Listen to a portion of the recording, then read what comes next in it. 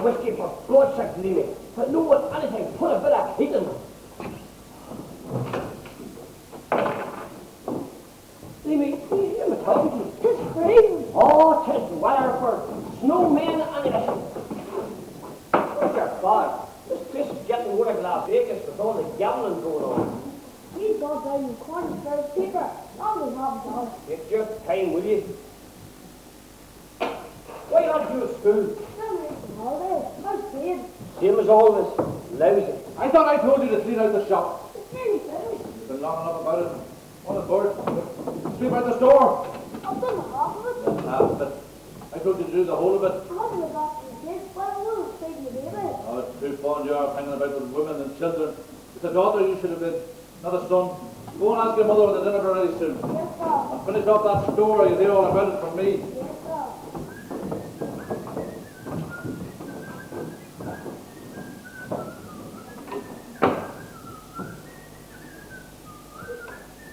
In the name of goodness, would you cut out that bloody whistling? I would swear you were a canary.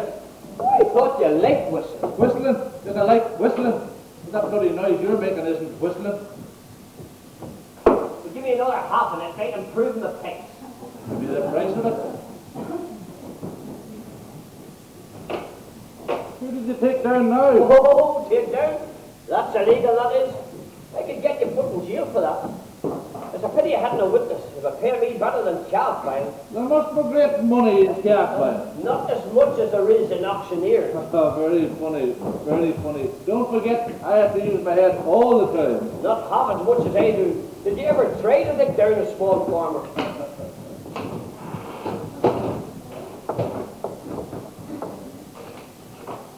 Good morning, ma'am. Good morning, ma'am. Ah, is it Mrs. Butler? I didn't see you at the dog's age. Good morning to you, Mr. Flanagan.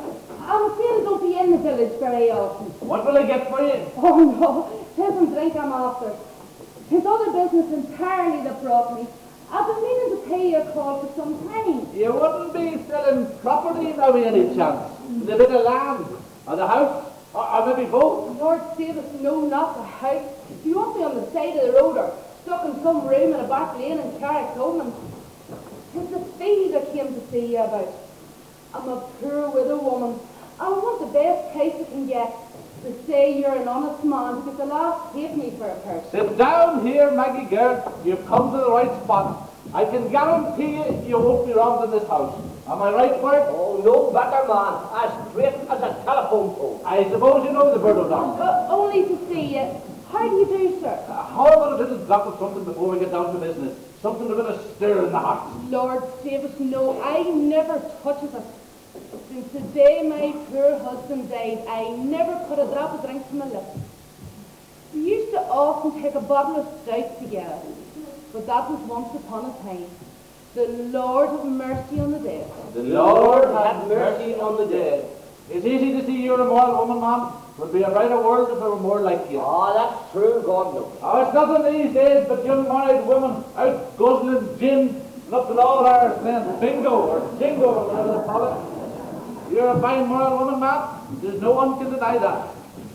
Well now, what kind of property do you wish to sell, mistress? This is 4-acre field. The one you meant. Oh, there's a great demand for land these days. The country's full of upstarts and the mates for grazing. No shortage of buyers. Well now, your full name and address. Maggie Butler. Mrs. Margaret Butler. And the address? In Siobhan, Carrickcommon. In Siobhan, Carrickcommon.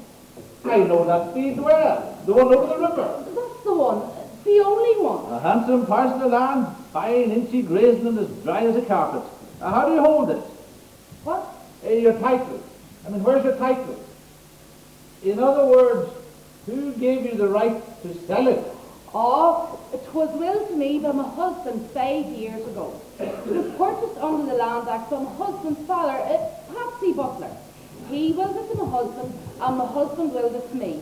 I'm the registered owner of the field. That's fair enough for anything. I know that field. You left the grazing till the bull me cake. That's right, he has the grazing, but only till the end of the month. I fancy the bull won't want to see it bought by an outsider. It's bothering his own land. And proper order too. Well now, the acreage. 3 acres, 1 room, and 32 purses, with access to the river and access to the main Carrick-Thomond Road. 'Tis well fenced, and there's a concrete stall in one corner. There's 2 5-bar iron gates, and there's his folio, 668420. And the valuation? £3, 10 shillings per lot. Under fee simple, I take it. Fee simple. Who's the solicitor man? Alfie Nesbitt. Oh, no better man. The bull McCabe won't like this. You're telling me. Mr. Flanagan, the highest bidder will get the fee. Oh, of that you can be assured. But the bull is sure to be the highest bidder. He needs that fee. Well now, Mrs. Butler, Maggie, I'll stick a notice in the paper this evening, and I'll have 36 bills printed and ready the day after tomorrow. May God bless you, Mr. Flanagan. It's my job, ma'am. It's my job. I suppose you will have a reserve. You'll put a reserve of £800 on it, Mr. Flanagan. That's more than £200 an acre. It's worth every penny of it. It's good land and it's well situated. True for you, true for you. You'll get the last brown copper for it. I'll make sure of that. 'Tis all I have apart from with his pension, and I could live on that. God will reward you if you get a good price from it. Is there money going to you? Oh, no, that will come from the purchaser. Well, let me see them. We make it the 5th of April. The 5th of April, please God. Please God is right, ma'am. And God is good. God is good. My husband always said you were a good, honest man, and that it was to come to you was ever forced to sell. The Lord have mercy on him. He was a good, honest man. He was, to be sure, a good, kindly, innocent man. Good day to you, Mr. Flanagan. Good day to you, ma'am.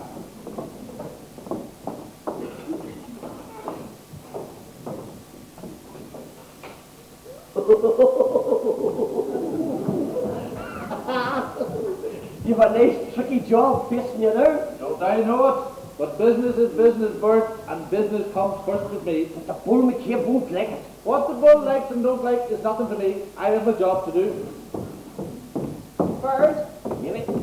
your dinner's ready. Good. I'll go right up. Will you type out a couple of copies of this for me? How many do you want? Make it 3. 3 should do. The bird will carry one up to the printers when you're done. Don't be too long. I'm going to the hairdresser's when you come down. Oh, what's on? Nothing's on. Only about 6 weeks since I got my hair done. Why didn't you go and get it done before this? No, I don't like rushing me dinner. No one ever stopped you getting your hair done. No one, only 9 kids. And the baby's asleep up there. You needn't turn the wireless on. He wakes up, that's the end of my hair. Like some mighty woman, I want to hear the news. You can miss the news for one day. What's for dinner?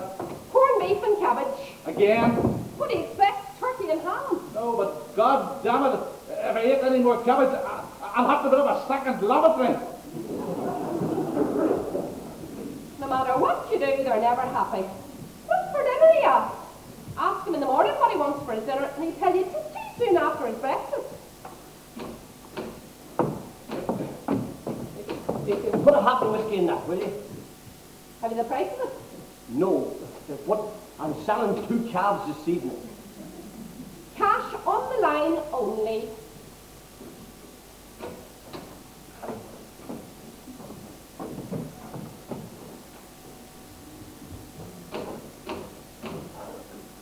Oh my God, you're an amazing woman. The way you keep up your appearance. I mean, of the 9 children, you're still the best looking bird in Carrick-Thomond. Come off it. Oh no, it wasn't me said that now. It's somebody else I'm quoting. Oh, there was a bunch of us at the corner the other night, and young Nesbitt started off about you. The way these young fellas talk about married women. The solicitor's son. The very man. Just after you passed, he says, there goes the finest looking woman in the village. I'm not bad looking when I'm dressed up. When I have the time, that is. Sure, there are other good looking women in Carrick-Thomond. Sure there are, but it was you young Nesbitt picked out, and he ought to know, and him almost a doctor. I don't know why I listen to you. Not a word about this. Make sure you pay me when you have it. Trust me, trust me.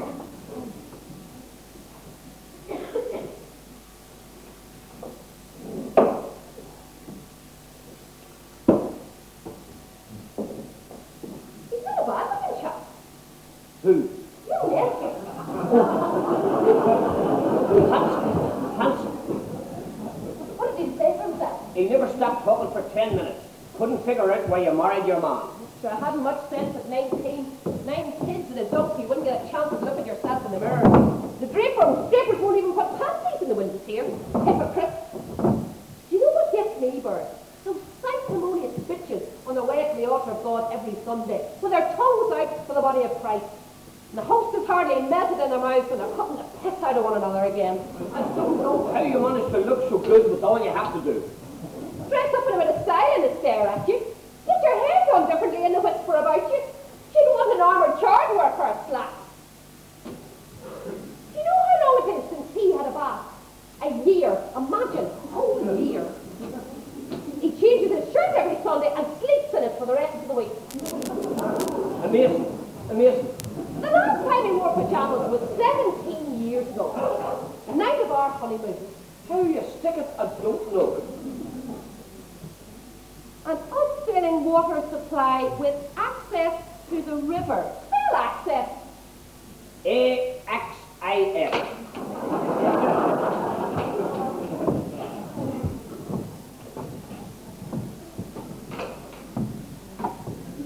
Is old Maggie Butler in here? He's only just left. How's the bull? Who gave you the right to call me Bull? You pretty snapping son of a bitch. I'm sorry, bull. Sorry. Where's Mick? Upstairs, finishing his dinner. Give me 2 bottles of porter, maybe, and 6 worth in round biscuits. You hop off. Sure time, sure. Wait a minute. Sit down. Have a drink. A hog of whiskey. 3 bottles of porter, maybe. What do you suppose? Oh, I'd say he knows all. Sure, when you know the cut of him. I'd say so too. You were putting up the field, wasn't she, Bird? That's right. The 5th of April is the day by public auction. You have a good ear, Bird? Oh, no, she made no secret of it. You think she might have told us? Will he be long more? He shouldn't be too long. The 5th of April, you say? That's it. I was here. And did you put a price on it? £800. You don't have our mind! Heck you! Oh, it's a good bit of land, though, buddy. You'll have to admit that. Oh, I'll admit it, all right. But was the million of my heifers that made it good? 5 years of the best cow dung in Carricktoman, and £40 a year grazing.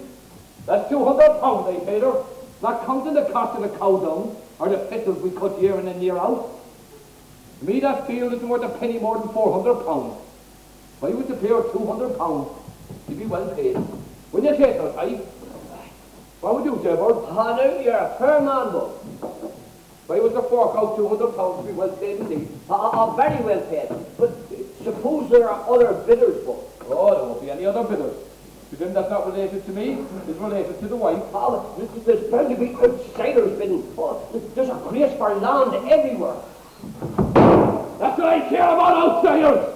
Cursed friggers, with nothing in their heads only to hold the ground we walk upon. We had our lives long enough, hadn't we, Ty? Land is all that matters, Ty, boy. Own your own land. And you're right too, Bull. Dead right. The wife will go wondering what's keeping her. She'll have the dinner on the table tonight. You never had a dinner in your life. You didn't have her yet. And neither did your wife. Whiskey is your dinner, supper and tea. How long is it since you had an egg, you little rat, yeah?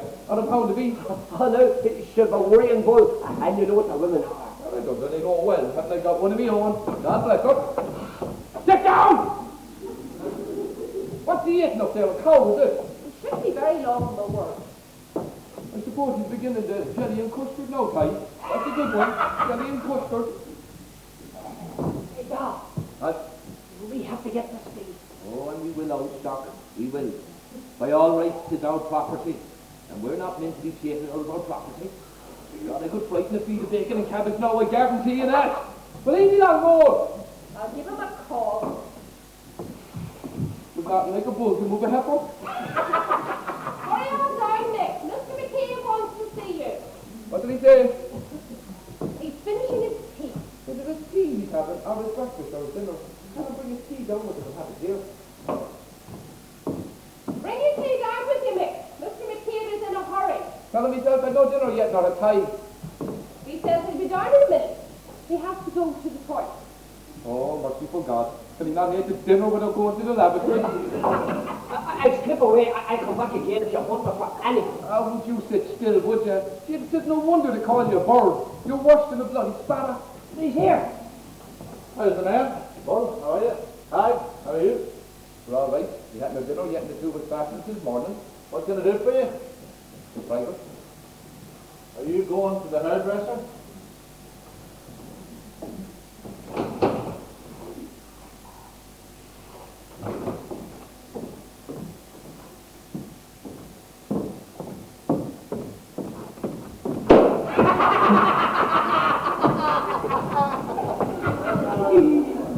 What's the problem? The board here tells me you have a field there. That's right. You're aware of the fact that we have been tying by the grazing of that field for the last 5 years and have the grazing of it now? Yes, I am. Of course I am. 5 times 40 is £200.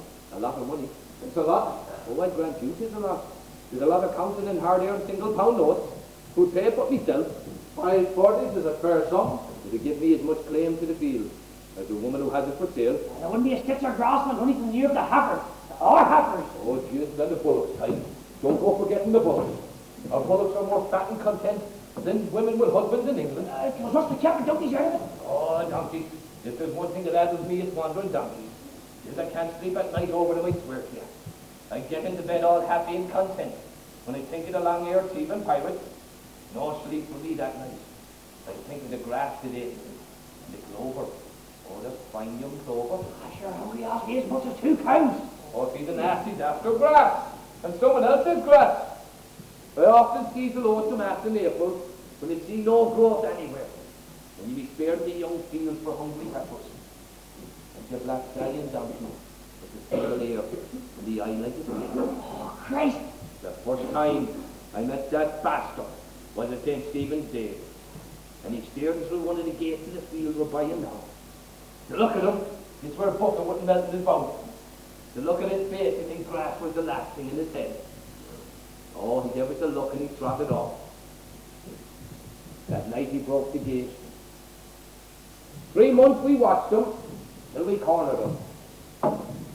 Tied there, bet him to death with his fist. He was a solid hour flaking him with his fist, and me with the black horn. And do you mean to tell me that I have no claim on that field?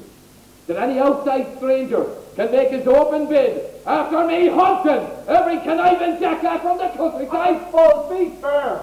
She's entitled to the best price you can get. The field is legally hers. I should get a fair price. I'll give you £200 here now. You give me all the receipts. £200? You'll have to do better than that. Anyway, it's for public auction on these premises the 5th of April. It's out of my hands, but sorry. Are the bills printed? No, not yet. Did you notify the paper? I'm just on the point of doing it. On the point of it, this is If I go to the papers, there are 20 bidding for it. We can't have that, and we won't have that. The auction will have to be held. But let it be held. Let it. There'll be nobody here, only yourselves. Oh, you know well there'll be more than you interested. That's a good bit of land. Sure, if we don't go to the papers and the bill's not printed, who's going to know any what's here? You can't do that. Oh, you can. It was done before, and you did it yourself. This is different. Old Nesbitt, the solicitor, knows about this. Old Nesbitt, he's only an old crook. And if you ask me, he won't be here today at the auction. What are you going to do? Kidnap him? What if you old granduncles of mine with wills to be made? One of them could be dying that day, couldn't he? Old Nesbitt wouldn't want to fall out with our plan. Hold it, hold it. I can't be a party to this. There's a reserve of £800, and the old woman needs the money. Besides, it's illegal. Did you hear that, boy? He said it's illegal. What is that's a good one? That's my commission. 5% of £800 is £40. I'm not going to lose £40 because you need a cheap field. Look here, Flanagan. I need that field. I have 19 acres and no passage to water. I have to have passage. I'll give you the £40 a day to sale, provided my bill is accepted. I'd like to see that in writing. I don't like it. You want me to be hanged or what? I'd sign nothing. Look, you don't sign over the field and I hand the £40 in the palm of your hand. That's fair enough, isn't it, fair? Oh, it is reasonable. And we won't forget the word. There'll be something in it for the word. You don't seem to understand that this is highway robbery. And it's worse robbery the other way. You want some hand-blasted shagger of a stranger to get it? What about Maggie Butler? It's her field and no one else's. Then I'm not fine! Look here, Flanagan. There's nothing to prevent a boycott of your shop. What do you mean? There's 100 relations of mine in this village and round it, and not one of them would set foot in this pub again if I used to say so. Give me the £40 now, and I'll do my best. I'll give you the half of it now, and the other half today the sale. Fair enough? Fair enough. The bird has got to keep his trap shut. Oh, the bird, he don't like to get the feathers wet. Do you, bird? There's many a day pole in the river, and who's to say how a man might lose his footing? Oh, my lips are sealed. Here's two £10 notes. The bird here will act as a witness. Come over here, bird. Come over here. And put your hand down there. And say after me, as God is my judge. As God is my judge. I swear by my solemn oath I swear by my solemn oath that I witness the receipt of £20 by Nick Flanagan that I witness the receipt of £20 by Mick Flanagan of the first part. of the first part. From the person that Kenny McCabe of the second part. Of the person of Sally McCabe of the second part. Hereinafter, affectionately known as the Bull. I'm no fool when it comes to law, boy. Here, here. I'm as big a rogue as any solicitor. I'll have to get the bills printed, but I'll get them up and burned when they come from the printer. Solid thinking. Very solid. Now listen, here's what we do. The morning of the auction, the board here will open up the business with £100, and I write him 10. The board he goes up to £120, and again I write him the 10. The board he soars up to £150, again I write him 10. The board flies higher to £190, and I'm there with the final bid of £200. All square and fair in the top hole. 2 down and carry 1 as the man said. Now what about that printer? Is he trustable? Safer than a confession. What about me, boy? What about you? Oh, no, you promised me something. What would you say to £5? I'll take it. Today the land changes hands to June. What about £1 on deposit? But how's that you don't trust me? Oh, no, good God, no. You only forgot no boy. You have me guarantee on that. I'll start us a half one before you come. All right, stand him a half one. Mick, have one yourself. We'll all have one. You know, watch these fields for 40 years. And my father before me watched it for 40 more. I know every rib of grass, and every thistle, and every white corn bush that bounds. The shamrock in the southwest corner. Shamrock. Imagine. The north part found by 40 slow bushes. Some fool planted them a few years back. Is there a good hedge? Ah, this is a sweet little field. It's an independent little field. That wants eating, and you have it soon with the help of God. When old Maggie Butler's husband died 5 years ago, I knew he was dying. Well, look at the writing, and I knew. I knew the wife was feeling the pinch lately too. I could tell by the writing. It was written, plain as brass as across her forehead, and in the wrinkles of her cheeks. She was feeling the pinch of the hunger. For I swear to you that I can tell what a man be thinking by the writing on his face. Have no fear of me, but oh, I won't outstop. For I know you're to be trusted for any man I know. What about dinner? No! Dinner has he buy for you. When he's not hungry for women, he's hungry for me. Right, me son, marry no woman unless he has land.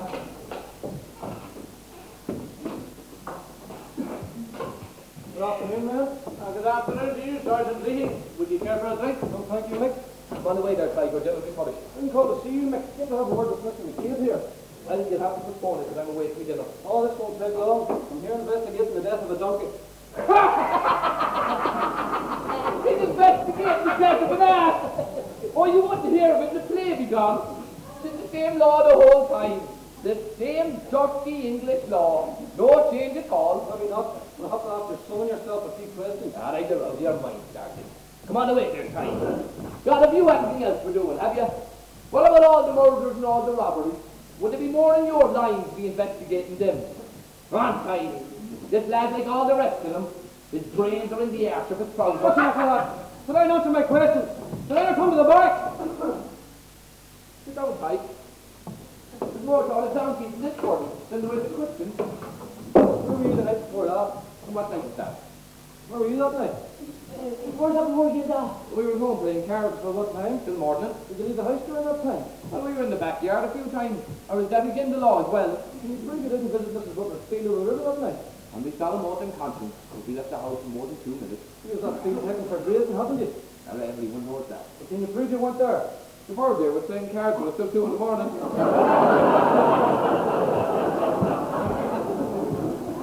Is that the truth, Bert? Gospel. Well, the donkey was killed around midnight. The cries were heard by a couple walking along the river. They reported to the SPCA. They in turn reported to the Bar Orderly. Now, what I want to know is, where were you when the donkey was poisoned? He wasn't poisoned. How do you know he wasn't poisoned? Because There's no poison on our land. And don't be doing the smart man now with a tricky question. What is he but an innocent boy who never told a lie in his life? You don't care, do you? So long as you get the conviction. Tell me, where do you go to when there's thinkers fighting and law-abiding men get stabbed to death in the street? Bird, you say you're this man fighting that night, and I say you're a liar. you all heard it. You heard what he said. You called me a liar, Sergeant, and no man was left in the bird O'Donnell. No man. Uniform. No uniform. All right, I apologize for calling you a liar. Well, you better not do it again. I'm wasting my time. There's nothing in your head, only pigs and cows and pitiful pots of land. You laugh when you hear an old jackass is beaten to death. But a man might get beaten to death here. So you give it down.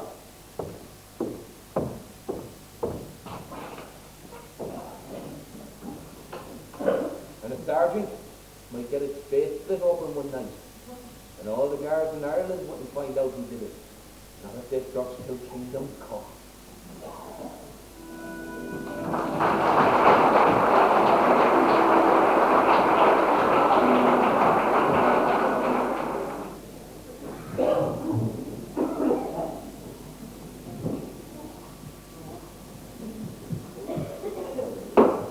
Put another half in there, will you?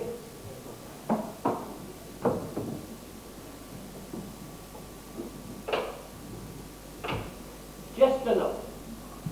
Oh, I see you got your hair up. About time, wasn't it? Oh, it suits you. Definitely suits you. A kind of a dirty look. Do you think so? Tis the latest. Well, the latest round here, anyway.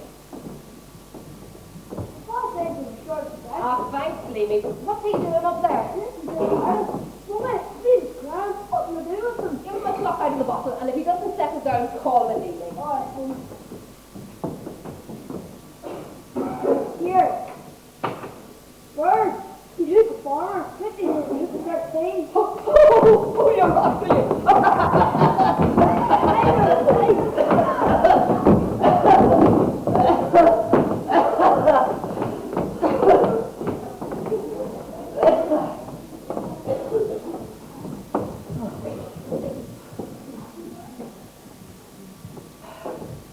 Well, did he like it? What? The hair. Who? The young fellow you told me about, you live with the solicitor's son. Oh, he was on about you again the other night. What did he say? How did a good-looking woman like Mimi Flanagan get stuck in a dump like this? That's what he said. How did you get stuck in a dump like this? Doc is right. He seems like a nice young fellow. Why don't you bring him in here for a drink sometime? Or does he not drink? Does he what? Oh, he doesn't drink around here though. Too much talk. And you can't blame him. You know what I like around here. You're right there. You couldn't turn your bed, but they know about it. There's not of jealousy. It must be a holy terror to be a good-looking woman, or no of them old browsies jabbing about you. And 'tis worse if you're not appreciated by them who should appreciate you. Sure, you would have talked to any good-looking fella in the bar. Himself would be mad jealous. You think I was going to run away with one of them? There's no one but yourself would stick it. You've got the patience of Job. Oh, he can be terrible, you know. Do you remember the time last year that I was going to the dance in town, that he was going to be spending the night in Dublin? You looked good that night. And mind you, I wasn't the only one who remarked it. For years since I was at a dance, and imagine on that very night you get a lift home unexpectedly. And what did you do? We waited up till I came home. I asked a few of the boys in for a drink, and he hiding all the time in the stairway. Heard every word we said. Look at God was all innocent. Oh, he got a square stuck in. It's funny I didn't know he was listening, otherwise I'd have stuck something in deliberately. It would have been great after we'd all knelt down and said the room. What happened? We waited till the boys were gone, and there he was, sitting on the steps of the stairs that I was going up. Christ, I thought I'd dropped dead. He struck me, and I fell down the stairs. I pretended to be unconscious.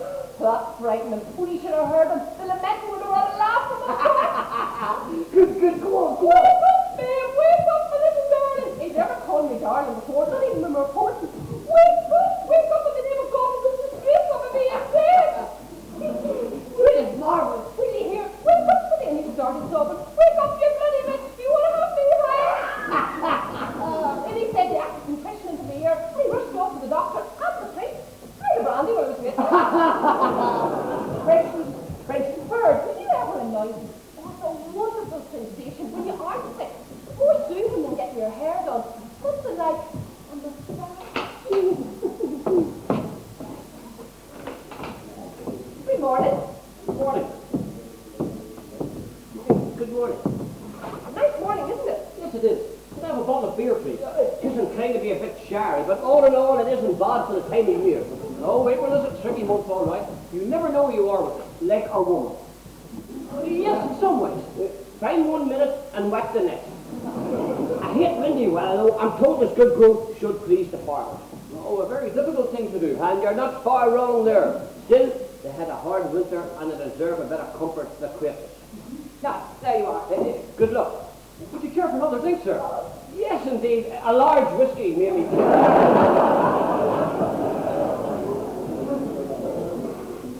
You're a stranger, aren't you, Hart?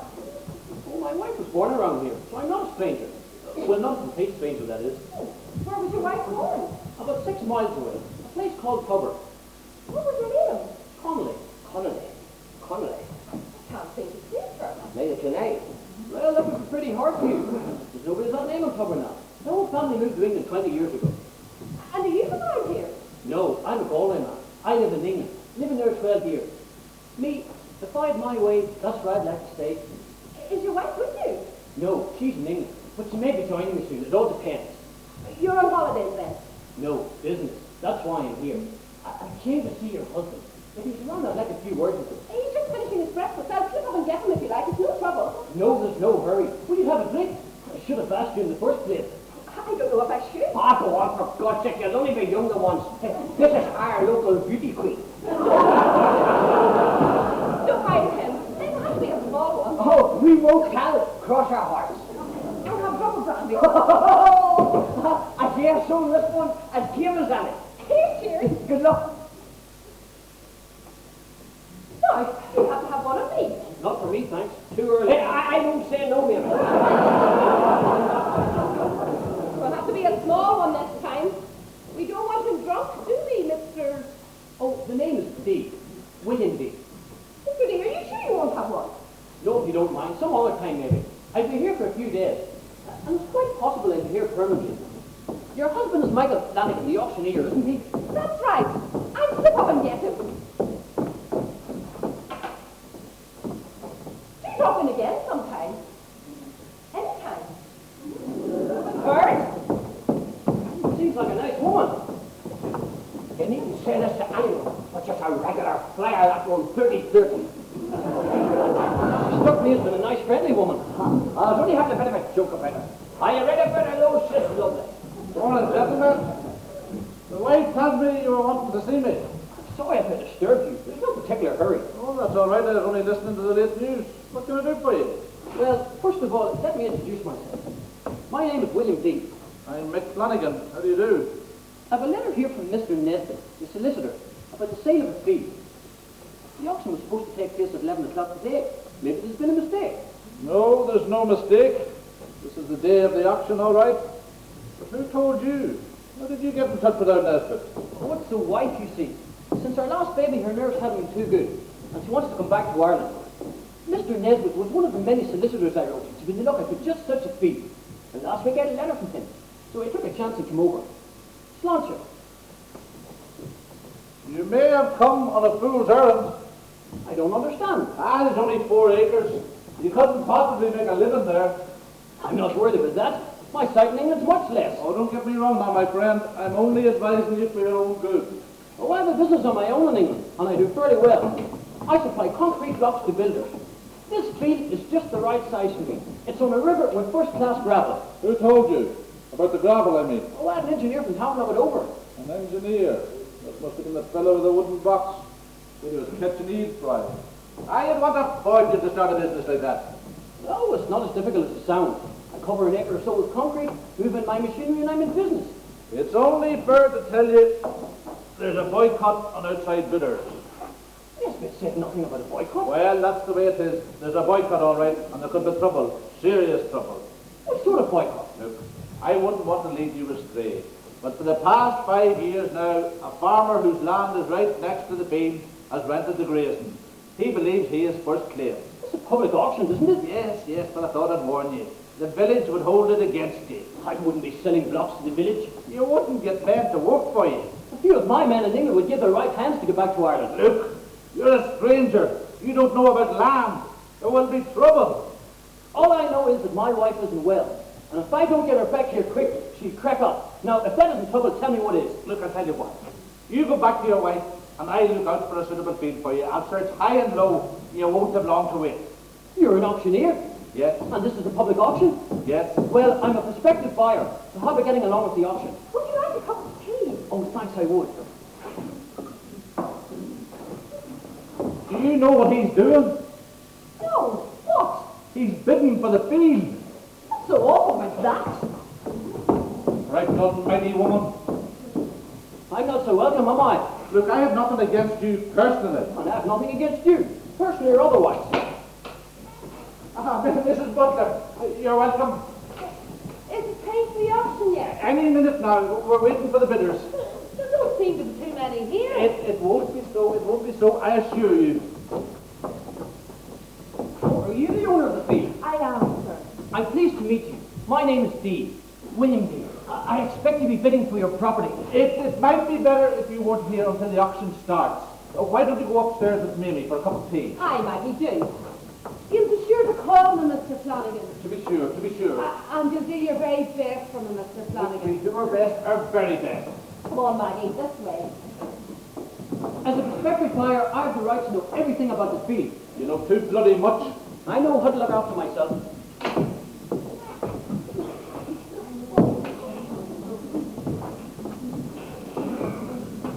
We have plenty of water.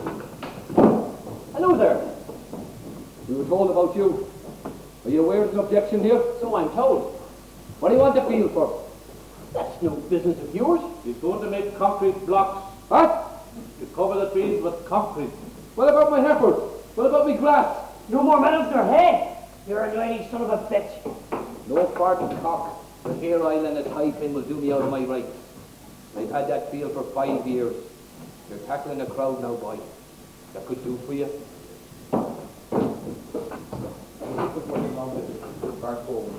Isn't it time the auction was started? If you know what's good for you, you won't pay. Is that a threat? You could get like of it. If you care to make yourself clear, I certainly will. If you fuck yourself, you can have it here. For God's sake, be your age. Mrs. Butler! I think you'll all agree that Mrs. Butler should be present. She has the rightful owner, I believe. Mrs. Butler, I'm going to start the auction now. He got his head split open. Bloody imported whore master. Taking over the village as if he owned it. I want no trouble here now, Bull. There's a way of circumventing everything. Oh, I'll circumvent him. If there's circumventing to be done. There you are, Mrs. Butler. Take a seat.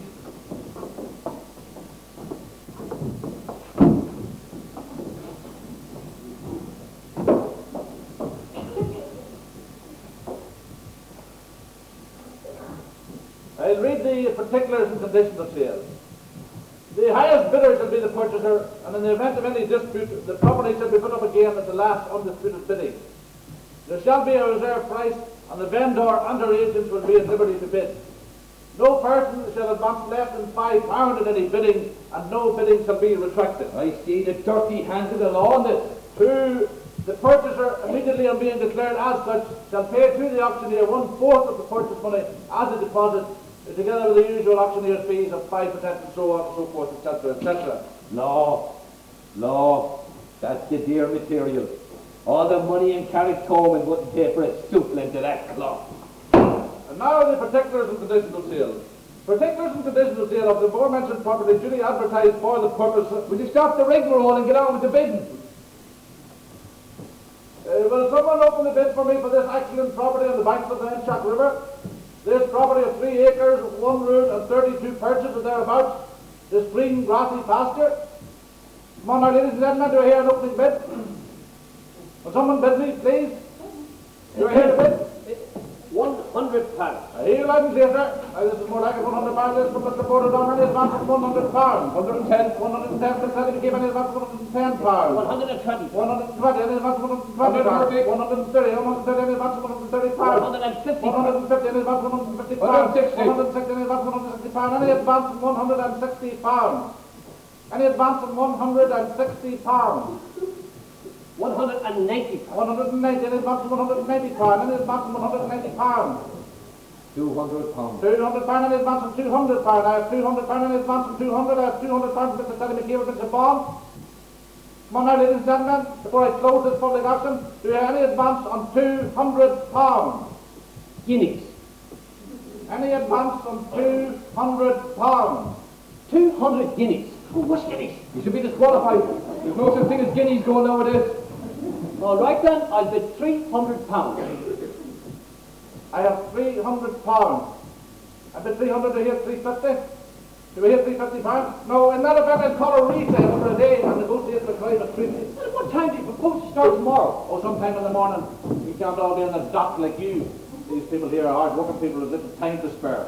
Well, what guarantee have I you won't close the deal with him? Well, let that be the least of your worries. Everything is nice and legal here. I take it then, with my bid being the highest, you'll give me something in writing until morning? You get no bloody writing from me. You'll be here in the morning if you want to bid again. Bid against whom? You'll bid till this poor woman's reserve has been reached. No one's going to wrong an old woman. Not while I'm on my feet, mister. I'll give you a guarantee of that. How much is the reserve? £800. That's not beyond me, and I'm prepared to bid again. Now, when can I see the field? Stay away from the field. There's cattle of ours there. If the field is for auction, I'm entitled to have a look at it. Use your head while you're able and stay away. That's right, get out now while you stay, Charlotte. You can see my field anytime, sir. Shut up, you old fool. What about my claim? He has no claim. Watch out for yourself, you. Watch out for yourself. I'll be back when you open in the morning. That field is mine. Remember that. I'll pay a fair price. God Almighty. Is it sin to cover grass and clover with concrete? I'd better be going. There's nobody in the house, only myself.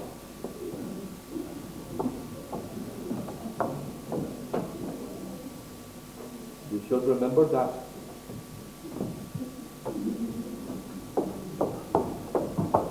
Get out while you're playing.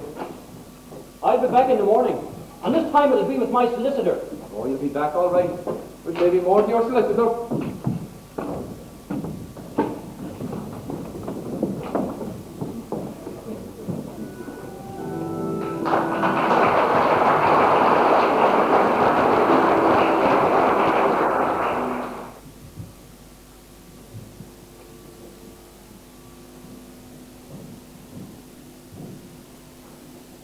It's quiet, Amy.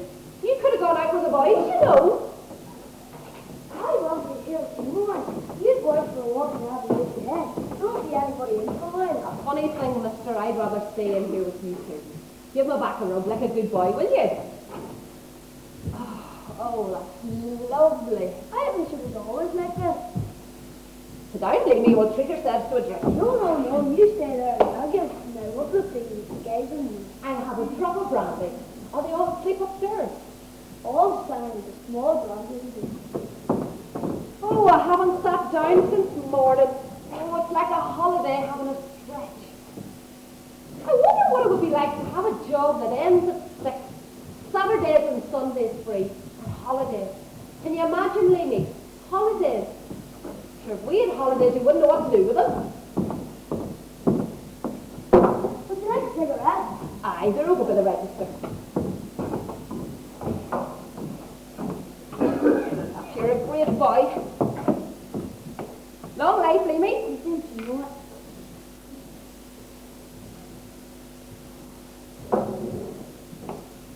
Do you see it? See what? It's here. I'm getting through the valley. I'll walk and work across the river. I'm not nobody in for a while.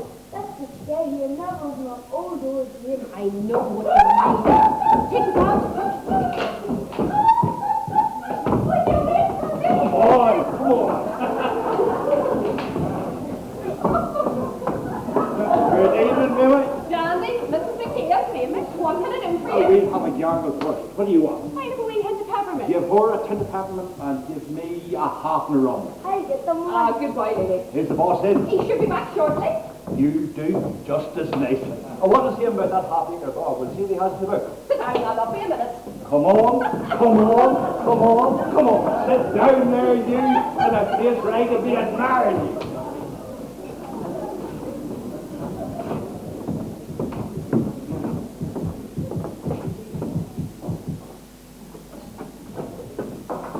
You're the eldest boy, aren't you? Yes, sir. Call me Dandy, man. I'll call me. And then don't do it to my face, do it behind my back. No.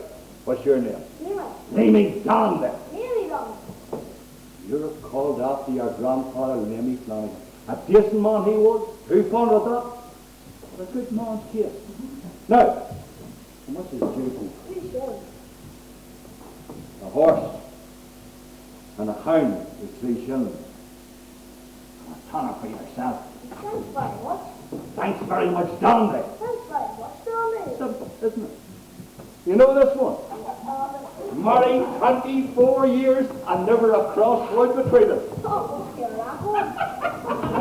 What's the record? Dandy. Oh, what's your record, darling? And I'll tell you something else.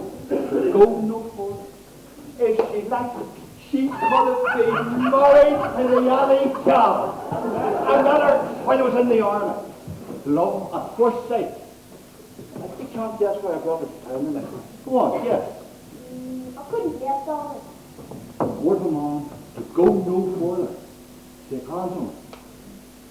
I'm buying an aeroplane for her. She has one fault, only one. What's that, darling? She won't get canary. I'll boil the canary for her and stuff it with ginger. With nothing. I had to give it to your man. 1 acre of Turberry purchased last January, including fees, £36.10. It's here, all right, Andy? I'm here too, Nimit. Where's your money? 3 tenors, diver, and note, 10 shillings, £36.10. It's all here, Andy. And I'm all there, Nimit. I'll cross it off the book and get you your receipt. Will I have another? Will you have another? No, it's not for me. See me again, Nimit.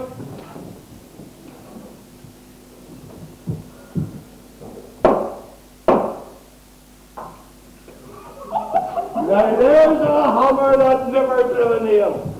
Ladies and gentlemen, I have here for sale one fine farmer's wife, 15 hands high, sound in wine and limb, and steady as a butcher's table. Do I hear a bid for this fine specimen woman? Do I hear a bid? You, sir, you look like a decent sort of man. Do I hear a bid? She has 2 medals for making toast. She has 4 for making pancakes. She has a gold cup. Star, look, on a certificate for snoring.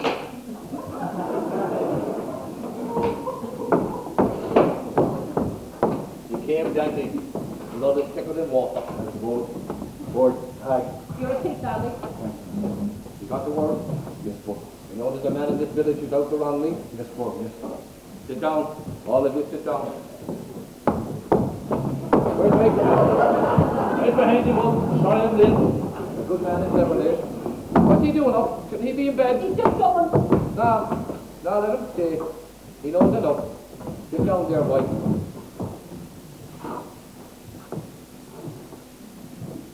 I'm a fair man. and I want nothing more than what's mine. I won't be wronged in my own village or in my own country by an imported land grabber. The sweat I've lost won't be given up for nothing. A total stranger has come, and he wants to bury my sweat and my blood in concrete. Then again, God and man. And I was never one to bow the head when trouble came. And no man will do me out of me natural born right. Now this robber comes from nowhere, and he's nothing less than a robber. And you all know the cure for a robber, he must be given a fright. And a fright he's going to get. But people forget to old friends in times of danger. And if this man gets a fright and if a bit of a baiting, we'll have the civic guards going round asking questions. So you all know the type civic guards are. What are friends for, I ask you? Unless it's to pull one another out of house. What are neighbours and relations for? Unless it's to love one another. That's so in the gospel. So when this man gets a fright and a bit of a baiting, and the civic guards come running with their long noses asking questions, all of you will remember that Tig and myself were in this pub at the time that Robin Gazebo gets his shoes. Give him enough just to frighten him. No? I want a promise, won't I? Just to show that we can all trust one another. Dandy, will you take the oath on the Holy Ghost? Sure, Wolf, sure. And don't worry about the missus. Down man, Dandy. What about you, Bert? Sure, Paul, sure. But I won't swear by the Holy Ghost. And what have we got against the Holy Ghost? The little capital, yeah. It's wrong, it's wrong. Did he ever give you a fright? A fright? A fright? Now you had a ghost, you meekle fright the life out of you. But the Holy Ghost never give any man a fright. Come on, where?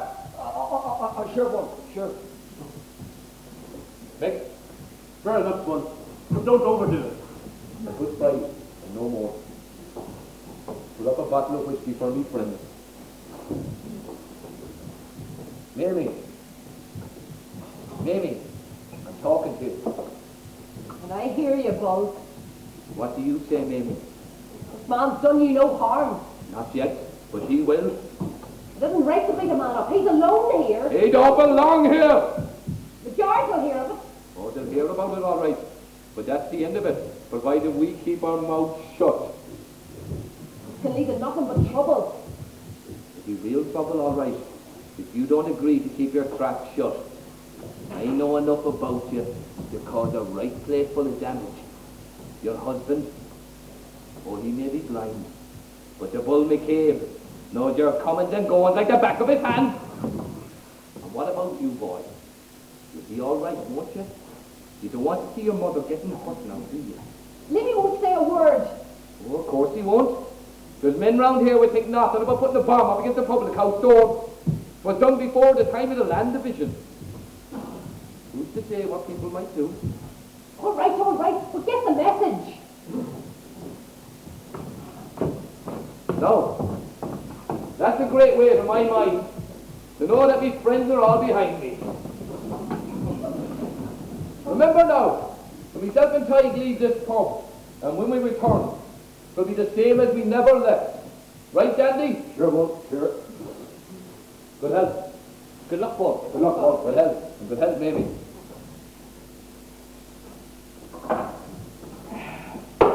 What I'd like now is a song. And who better than the Dandy? Aye, Dandy. Come on, Dandy. Come on, Dandy. Give it a blast to the poor blind boy, Dandy. Aye. Come on, Dandy. She has left the old field where he fled as a baby, the little white cottage that lies by the sea. The cradle that rocked him is lonesome and shady, as she thinks of those days that never will be.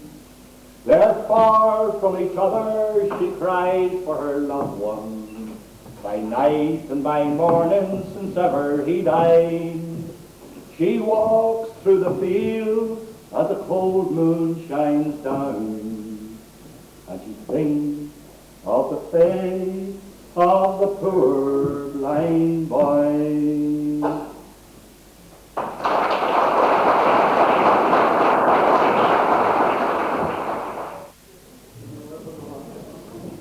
Yes, that.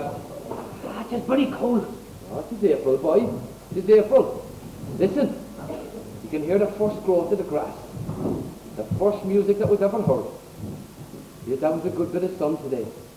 A few more days like it, you won't know the face of the field. Do you think he'll come? Hard to say. Hard to say. Are you sure you saw no sign of him all day? Ah, positive. He wouldn't have come down by the river unknown, yeah? No chance. All I seen was crows. Nothing but crows. Nothing but doing all day. I enjoy a crow as much as the next man. The first up in the morning's the crow, and the soonest under his quilt. Hey, Doc. I seen a few what they're up today. Oh, they're crafty sons of whores. They say if I see them on field, they're rattle keck over the world. Oh, they're crafty, sure enough. But I could watch the crow now if there was time given for it. I often laugh at crows. Can you talk to them, man? Swear they've a lingo all their own. Hard to say, hard to say. Anyway, I have more things in me head besides the antics of crows. Hey, he'll never come now. There's all ours in the league. Give it another half an hour. If he doesn't show up, we'll go home to our beds. God knows I could use a sleep now, boy. I'm all but wondering. I'll never wonder. You'll hear no complaint out of her. Doc, What? why don't yourself and Ma talk? Hold your tongue, would you? Ah, Doc, come on. I always told you about my women. Your mother's a peculiar woman, son. You don't want to account for her. She's led me a queer life all these years. How long's it been? How long has what been? Since you spoke to her. Get your language, would you? You have me addled. Oh, Doc, come on, tell us. 18 years. Since I slept with her, or spoke to her. What was the cause? What was the cause? What was the cause? But a tinker's pony, a hang gallows piebald pony, a dirty get of a gluttonous knacker with one eye. I was at the fair that day when she gave permission to a tinker's widow to let the pony loose in one of the fields. The land was carrying 14 cows and grass scarce. 14 cows. Imagine. And to go throwing a tinker's pony in on top of them. Christ, aye. Tinker's pony did the hair of a child's head. He would, but what happened between Ma and yourself? God bless, Jack. I'm there after telling you what happened. But after the pony, what happened? I was in bed the night she told me. I had a share of booze taken. I walloped her more than I meant, maybe. I went out to the field and I looked at that pony. He had a bad right eye. A sightful right eye. I shot him between the two eyes, the blind and the good, a barrel at a time. She never spoke to you since. Never a word. I tried to talk to her, to come round her. I put in the electric, I built a bathroom, but her, all over a tinker's pony, a dirty one-eyed pony. Christ, aye, you swear it was human. You had to do it. Carrying 14 cows, you had to do it. But of course I had to do it. You're a sensible fellow, all right, Ty. A sensible lad who knows the ropes. Take his pony out your fingernails. You try to explain to her. You can't explain these things to women, Ty. Sure, don't trouble them if hay is scarce and fields are bald. I've seen lonesome nights. Lonesome nights. What's that? It's only a chap. It's one of the new ones that hate driven sound. Like an aeroplane, isn't it? Aye, that's all it is. I can tell you different chains. Often hear them down here at night.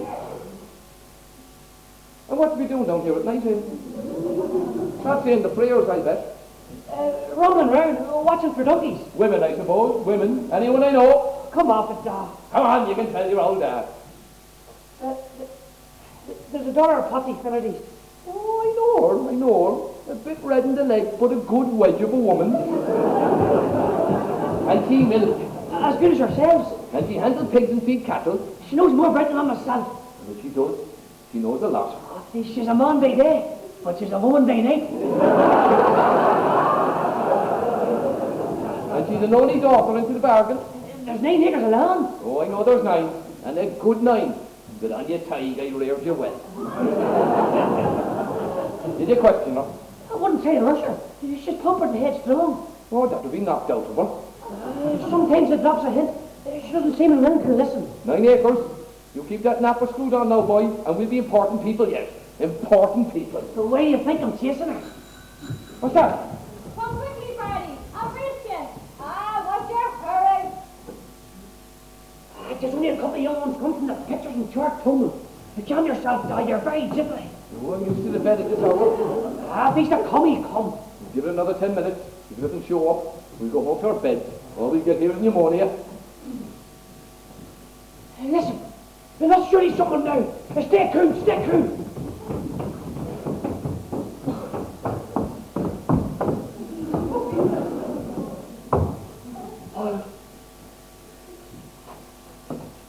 Tag, already if you stir. Bull, it's me, the bird. Tag, and lads, if you're there, don't be caught, come on out. I'm not the rules of Jack Tobin with a bad heart.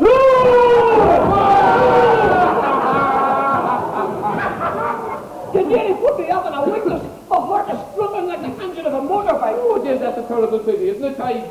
Lord, if I thought you were drinking, man, I'd run myself to Carricktoman to get a brandy for you. Oh, all right then, be funny. And I keep my mouth shut about what I know. What do you know? Spit it out, you furniture. Can we spit out for you? He was in Flanagan's for a drink. I was at the counter talking to Mimi. He said he was going to his lodgings for his coat to have a look at the fee. So he won't heed me warning then. This Beanie bunch is all right. It's like love at first sight. Like falling for a woman. Did you see him on the way? He was in the road behind me. That's why I ran. Don't forget who tipped you off, Bull. We'll be sure we won't. Hey, listen, that's surely him now. Now stay cool. Stay cool.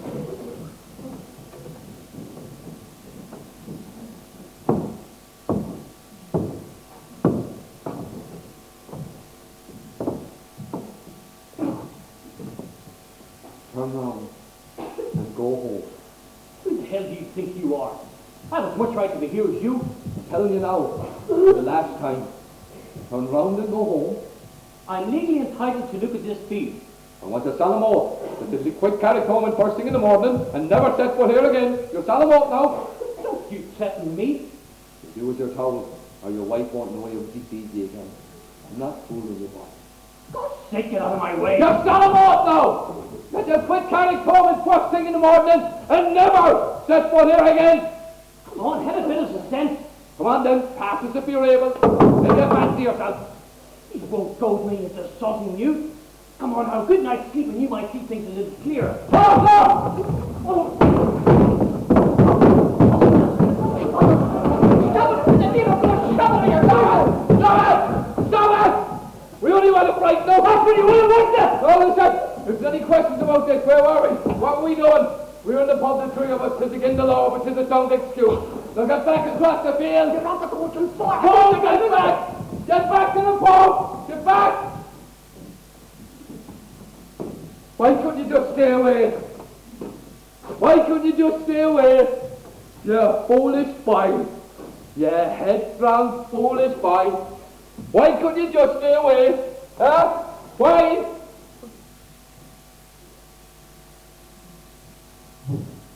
Oh, Jesus Christ.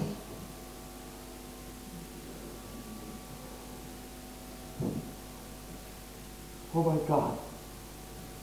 I am heartily sorry, but I haven't offended thee, and I detest my sins above any other evil because they offend thee, my God, who art so deserving of all me love, of all me love.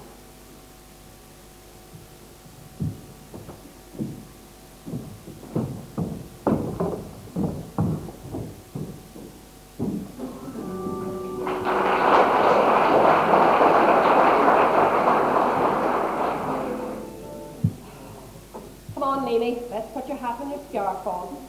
Hasn't the bishop spoken here before? I can't remember. Your father would know. Mine. Yes, love? Why the bully came? And Tad, my father only started such bullies. Oh, the McCabe's are bullies, Leamy. But your father isn't a real bully, and the sergeant isn't a real bully. They are. Do you remember they had the big hurry match when the Blessed Brothers were here beat them on to death? Yeah. Well, afterwards they had drinks in the pub.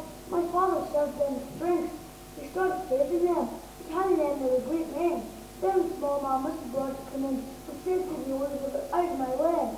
Then the blackbirds attacked them and were beating him up. So I ran to the barge and told the guard on JB. There was 2 hours leaving the sergeant came down. Oh, Leamy. He asked my father if everything was all right. My father said it was. I was so ashamed. Oh, time to go to mass, love. I was thinking of going to the barge again, telling the sergeant about the bull. No, not this time. This time there are hundreds of guards and detectives, and the pressure is on, but it's on from the outside. Oh, the Bull McCabe won't suffer, Leamy. A few years in jail or a dismissal. But it's you who suffer. Because, don't you see, you'd have done all the hard work, and then you'll be a freak forevermore, different from the rest of us. But I want to be different from them, Mummy. Leamy, do you love me? Yes, Mummy. If you love me and trust me, you'll say no more about this. Never again till my family's reared and able to look out for themselves. You're afraid, Mum. Son, I was never afraid once. I feared nothing that walked the face of this earth till my first child was born. A child makes a prisoner of a woman, Leamy. But God, you're a lovely jailer. Come on to mass. God, we're a pity, the whole bunch of us. Now promise me your word of honour. Not another word about this killing. No matter who asks you. I promise I don't know what What can I tell you, Don?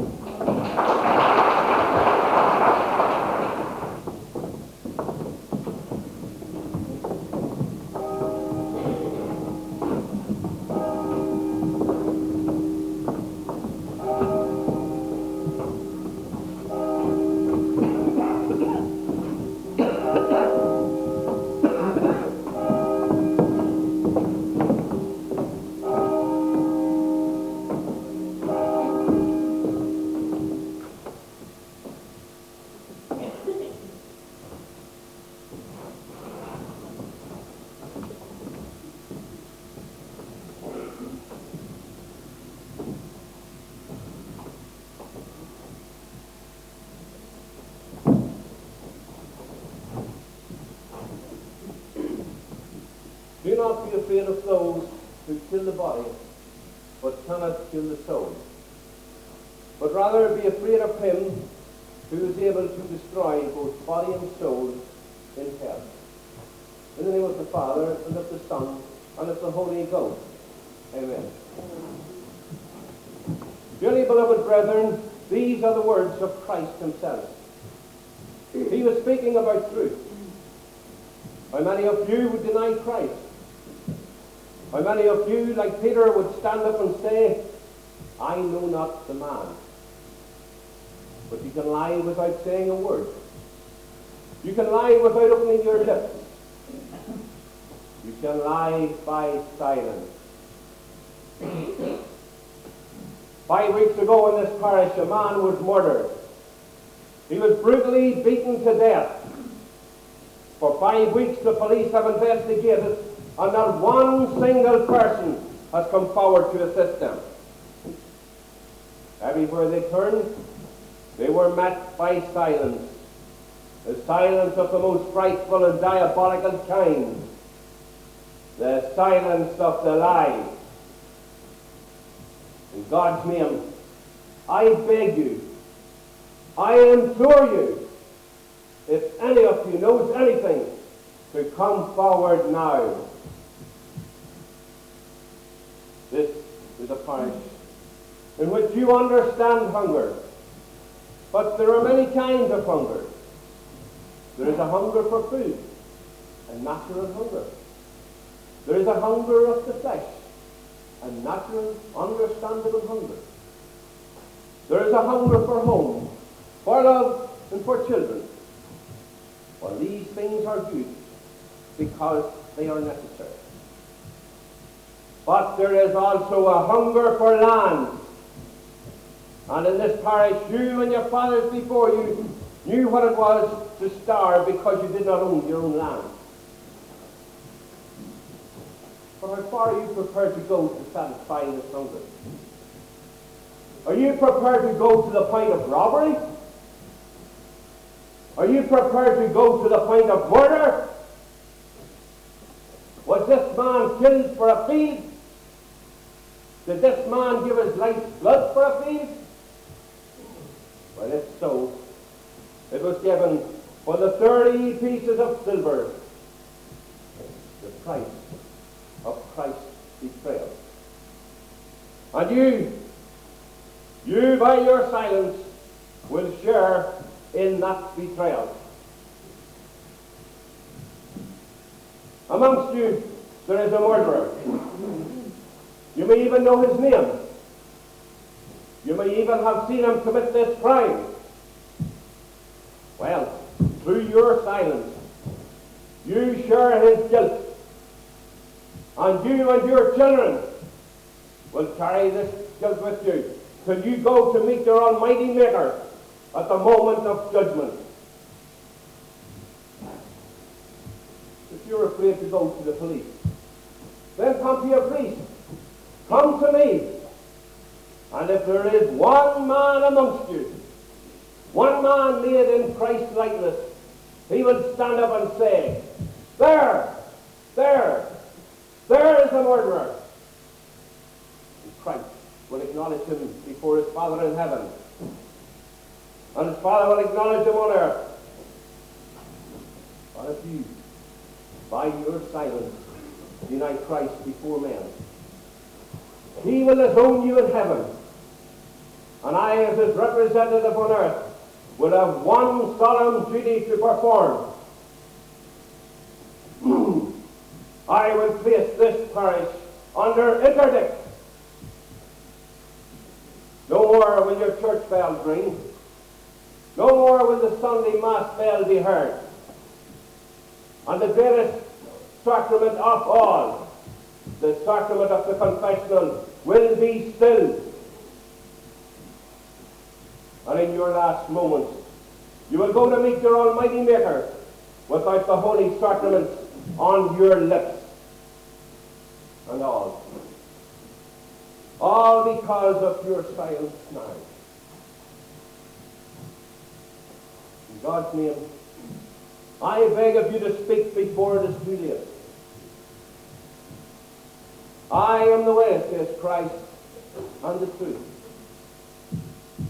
Do not be afraid of those who can kill the body, but cannot kill the soul.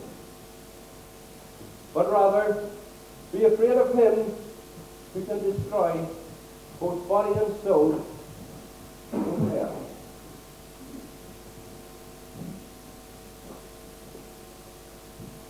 And may the Almighty God bless you all, in the name of the Father, and of the Son, and of the Holy Ghost. Amen.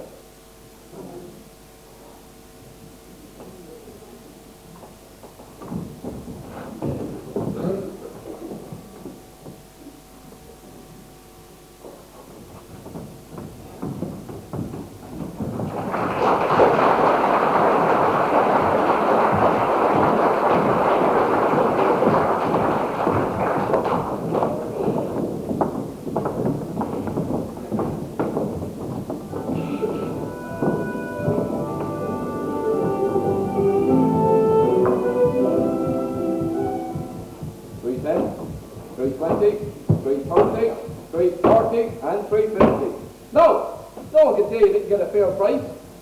I'll have a receipt with that. I'll have it here for you.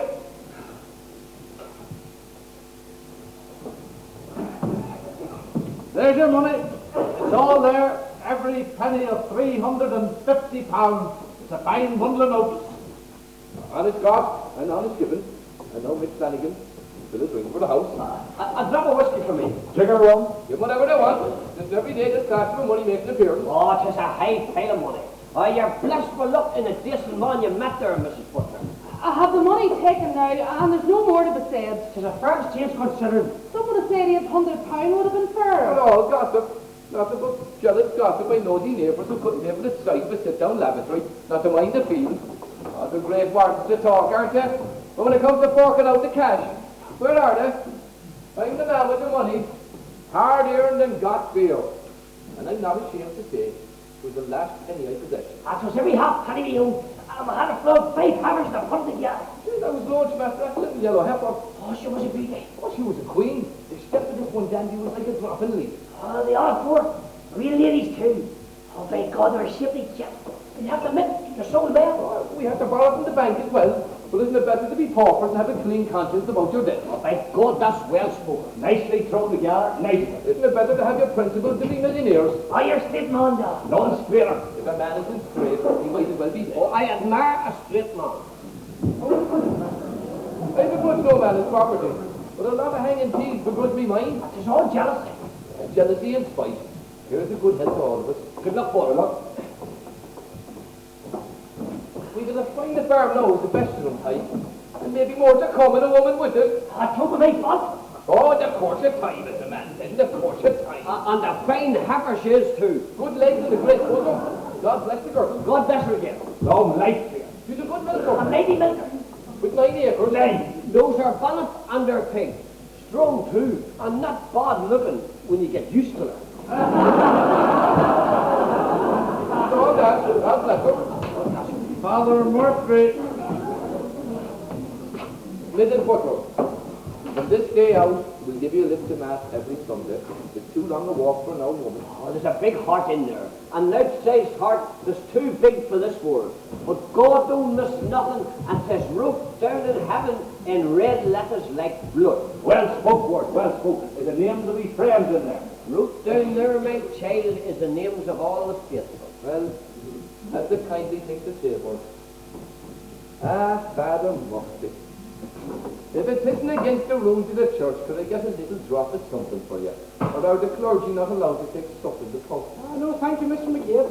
I will take a bottle of orange if the sergeant here down to me. I have an orange. Good, whatever they want. It's not a bad day outside.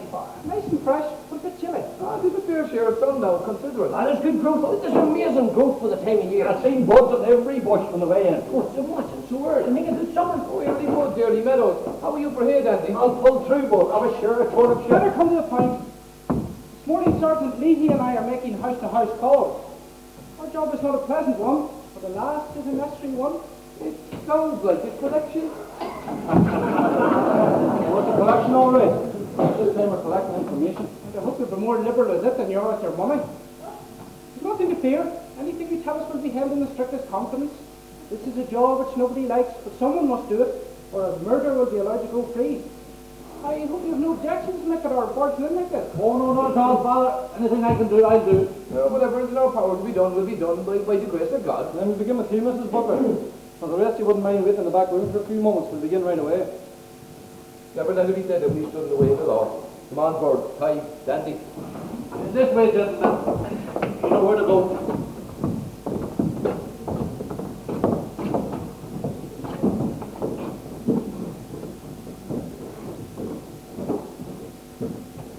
And Mrs. Butler, this is neither official nor formal. All we want is a little shot, and whatever you have to tell us will go no further. Yes, Father. You heard the bishop's appeal on Sunday last. Yes, Father. Fortunately, it seems to have fallen on deaf ears. Now, the sergeant here assures me that even the slightest bit of information might easily break the case. Now, Mrs. Butler, you live near where the body was found, where the murder actually took place. Did you hear or see anything on the night? Anything at all, Mrs. Butler? Did you hear or see anything? Doesn't matter what. Even a little thing might help the sergeant. It's me that needs the help. God help me. You met the dead man, didn't you? The morning of the day he was killed. He was in here all right. He seemed like a nice man. A bit strong-willed. Most men are. Did anything take place on that day? Was anything said? There was, I don't remember. I have no memory at all. It was often a Saturday before I'd listen to pension, and me would have been needing the money. Well, the dead man in argument with the bull McCube. If he did, I don't remember. I hate fighting or lying. Mrs. Butler, if you know anything, don't be afraid to tell us. Nothing will happen to you. I'm an old woman, living alone. I've nobody to look after We me. understand perfectly, Mrs. Butler. But place yourself in God's hands, you need have no fear. If you're afraid of anyone, the sergeant there will caution that person. And you can be assured of peace and privacy. I'll go to that person and tell him if he looks at you sideways, it'll be more his life as worth. You mustn't, you can't. So there is a person, someone you fear. Who is it, Mrs. Butler? It is your duty to tell us. I'm an old woman, living alone. And people worrying me. You don't have to worry nights no matter who we are. I don't live in a barracks with guards in all the rooms. An old woman. Oh, they're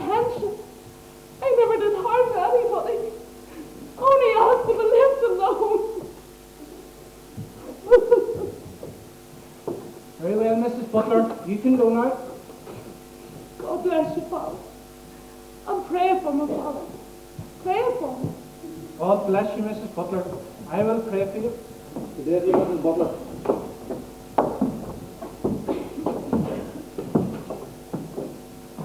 Sorry, Tom. I'm starting off with a sermon on the informed approach you might learn something. No, but you're not, Father. You can't beat fear and ignorance. You're up against a stone wall. What about Mick Flanagan? You want to question him? Waste of time, too crafty. You've been questioned 10 times already. What about Dandy? Only my brother first cousin, there's no hope there. Down to be alright, but one for tagging the bull. The young lad, leave me. The mother isn't sworn to signs, he never reneging her. His lips are stitched forever. He won't easily bear the burden of that legacy in the years ahead of him. What is Mrs. Flanagan herself then? She was your question before. You hear me? It might be worth a try at that. Good looking fellow, Tom. That night home. With all due respect to your father, I'd say anything if you thought it would solve the crime. Well, you needn't go that far. Anyway, you wouldn't say that yet, mind you. Quick! If no objection, I'd like to speak to your wife. I have no objections. If she hasn't, I'll call her. Mary, you're wanted. I'll be down in a minute. You won't get much out of Mimi if she's in the sulks. Strange, isn't it, Mick? The way nobody knows anything about anything. Oh, it's a terrible state of affairs. Of course, it's not our job. My job's auctioneering. Father Murphy says mass, and it's up to the guards to catch the murderer. The public will cooperate, there's nothing the guard can do. Oh, they'll get their wages no matter what happens. Ah, but the public... Come off it now, Father. The public aren't getting paid. It's the other way round. We're paying the guards, and when they can't do their job, they blame it on the public. And no reflection of you, Sergeant. God knows you're a sound man at your job. All right, I confess everything. I killed him. I'll say goodbye to the kids. Take me, Sergeant. It's just Well, happy mother, Mrs. Flanagan. My father has been murdered. Murder isn't a joke. all right. So a man's been murdered. What is it to me? I've got 9 kids to look after. Look at the state of me from cooking and scrubbing and scraping. But thank God, I'm off. On my annual holidays soon. What on your holidays? I'm pregnant again. So I'll have a holiday with the new baby. The only one we'll ever have. Oh, Mimi, nothing but the Father Murphy. You're the husband, goddamn you. Just look at him. You think Father wouldn't mess with his mouth? Mimi. I've been carrying all over the summer, all over you. My head's gone queer from it. What was it you wanted me for, Father? It's in connection with the murder. He did it. Take him away. Worms in the gallows. I thought I should spend another year without having a baby. Seriously, Mimi. Yeah, I'm serious, Sergeant. More serious than you are. Now you can help us. You may be the one who can break this case. Me? How can I help you? Well, you met the dead man in the morning of the auction. Did you hear or see anything that might help us? Hear or see anything? What in the name of God are you talking about? Bill McCabe was here that day. He was? Didn't he have an argument with the dead man? You can't argue with a dead man. Fuck this dead man, he was murdered. Who'd you talk to me, you yahoo from God knows where? You're sure nothing was said? I don't remember. It seemed quite friendly. Quite friendly. No, not quite friendly. I should have said fairly friendly or kind of friendly. What sort of friendly would you like? Would reasonably friendly do? Or would it For God's sake, Mimi, was anything said? Yes, but don't ask me what was said. The woman has a head like a sieve. The woman expecting for the 10th time should have her head examined. How well they wouldn't murder me. No such luck. I have to sit here and watch 6 like you climbing on other people's backs just because they have the authority. You've nothing to tell us. What do you think I am? A bloody schoolgirl, is it? You were here the night of the murder. I'm always here. Always. Now, for Christ's sake, get out of here and let me alone till I get some dinner. She's in the sulks today. This Bible paper for the next 7 or 8 months. A pregnant woman is worse than a bloody volcano. You told the investigators that Bill McCabe and his son were here the night of the murder. And so they were. You're sure of that? God Almighty! Didn't I tell it to 4 different detectives with notebooks, all taken down differently like the 4 Gospels, but all in the one word of the man who's crucified, whoever he is. On the board?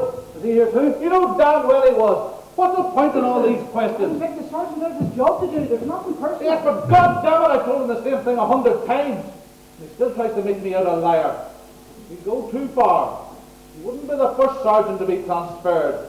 I always voted right. Well, wherever you vote, will you tell the board I want them? Very well. Before I head up, some of the neighbours think the priest and the sergeant in here all morning. Just how they think I'm the murderer. Don't worry, Mick. Everybody knows it wasn't you.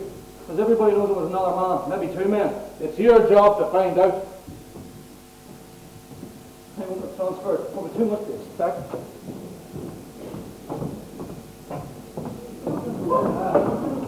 More questions. You don't have to answer. Oh, I'll answer. I'll cooperate. That's one thing about the bird, cooperation. There's none of us can get along without it. If there was more cooperation, the world would be an easier place. Am I right, Father? Sergeant wants to talk to you. You can depend on the bird. Now, Sergeant, what can I do for you? The night of the murder. Yes, of course. You say you were here at the time of Beau McCabe and his son in their company. That is correct. Exactly what was spoken. They're right there for a start, anyway, and a big change from the plain clothes. As far as I remember, Bord, you were never a friend of the Beau McCabe. How come then you spent the night drinking together? I forgive any man, Sergeant, any man. Let bygones be bygones is my policy. You're sure you weren't anywhere near Mrs. Butler's field over the river that night? Neither near it nor within it. Arrived here at Flanagan's pub, time 9:25 p.m. Joined forces with my two friends. Did remain with associates on the premises till 2:45 a.m. Arrived home 3 a.m. sharp. Fried sausages, 1 pound and 1/2, and one ring of pudding. White. Made pot of tea for self, Beau McCabe and son Ty. Did say good night to same who departed for home. Was in bed at 3:45 a.m. and that's my story. Long enough as told to 7 different detectives on 7 different occasions. And as told to yourself and his reverence right now on this day of our Lord, 1965 m.a. Very nicely put together too. Do you have any ideas about who killed this man? Well, I am of the opinion the crime was committed by tinkers. Or if it wasn't tinkers, it was done by persons unknown. They are the biggest blackguards of all those persons unknown. You see, that does everything unknown to people. So no one knows who they are. Definitely persons unknown. I say, have you any proof of this? Well, it's only my opinion, Sergeant, and if it's only my opinion that you want it. Opinions is not evidence, Father. I'll watch you night and day from this on. You don't need to stir up. I'll haunt you, because I know the hell is you who committed this murder, and I think you were present when it happened. Oh, if I was a big noise, you wouldn't hunt me, Sergeant. You know who to hunt, all right. But it's my opinion, Bord, you witnessed this murder, and your silence was bought for a few pounds. And what did you get? 5, 10, 20? Look for it. I guarantee you £500. £500 in hard cash if you give me a hint. No one will know where the information came from. If I took that £500, Sergeant, you would try to solve a second murder, and you would no nearer that than you are to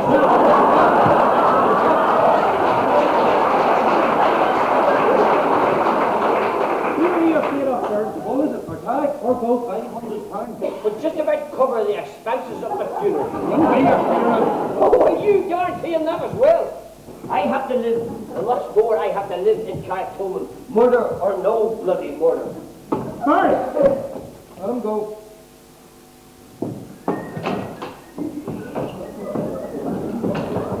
Kevin and son killed this man. You know, I know, and the whole village knows. Nobody cares. And the terrible thing is, nobody ever will. How long more are you going to keep your stuff back in there like prisoners of war? Sorry, Mr. McCabe. The case was accidental. Oh, that's all right, Father. You understand. Paul, will you answer me one question? If I'm able. Which of you killed him? Well, I'm damn downright glad you asked me that. But I have a fair idea. The wits was often frightened out of me too many night. Not knowing the minute a bandit tinkers to jump out from a hedge and hammer me brains out. Try the camp of the Gordleys, and if it isn't one of the Gordleys, try the McLaffertys. And if it isn't one of them, it's bound to be one of the Mulligans. Don't they kill one another, not to mind killing a Christian? Oh, God, yes, oh, they're terrible. And who's to say it wasn't an ass or a scallion? I heard of an old woman kicked to death by an ass out of the country somewhere. My own wife was ran out of the haggard by 2 Spanish mares of a day. 2 crotchety bitches who'd as soon ate you as kicked you. Standy there. Standy's wife was chased by a piebald ass. A stallion, is that right, Dandy? Didn't sleep for a week. With the French you got, and she woke with nightmares, 9 nights running. Right, touching, darling. Thanks for the help. You can go now. Come on, Dandy. Take care of yourself.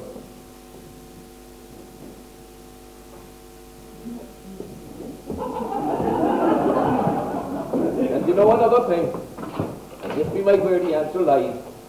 Ask the ordinary man. That's where the answer is. Yes? What took him down there that hour of night? What would take you down there, Ty? A woman's only thing was carrying her. The woman it was. It's in all murders over women. It was sure to be a woman. You think so? Oh, some doxy with no grace of her own. What took him over here without the wife, huh? Another woman must have drawn. And maybe a married woman. Pardon to your father. There they are. hobnobbing and crow-yawning under a bush, when the woman's husband arrived. Can you blame the poor man now, Father, in all purity, can you blame him for murdering the home wrecker? Don't go too hard on now, Sergeant, when you catch him. It wasn't Tinker's fault, it wasn't a donkey, and it wasn't a jealous husband, now was it? And it wasn't a bull that came, nor was it Tige. And Tige and me are sick of your dirty informer tactics. You've been after us now since the donkey was killed. Tell me, why wasn't it some other man you picked to go searching with? Like the labourer or the servant boy? Why wasn't it the ploughman or the council worker? Nah, you picked one of your own. If it wasn't the priest, it would be the doctor, or the schoolmaster, or the shopkeeper. The two of you there have it all well sewn up. All nice and tidy to yourself. That's not true, you're deliberately twisted. Christ had no guard's uniform, and he had no collar round his neck. But he picked a gang of small farmers and poachers. They had their crosses to carry like all poor people. And that's what held them together. If the poor man does something wrong, he gets the guard battened down on the pole, and he's lugged up the balance. But 'tis the doctor, or the schoolmaster, or the lawman that says 'tis tough on them, but there's a way out. And the law no more. See here, I'm going. I seen an old priest last year at called to our house outside. He sat down near me and Tige, and he talked to me and Tige about hard luck and hard times and dead born calves and the cripples you meet among drop calves. He ate with us and got sick after. Fat mate. But he ate it. And by God, he said he had a shine on us. And he said he wished he was like us. I gave him £1, and Tige there gave him 7 and a tenth. And if he wanted to stay with us a year, we'd have kept him.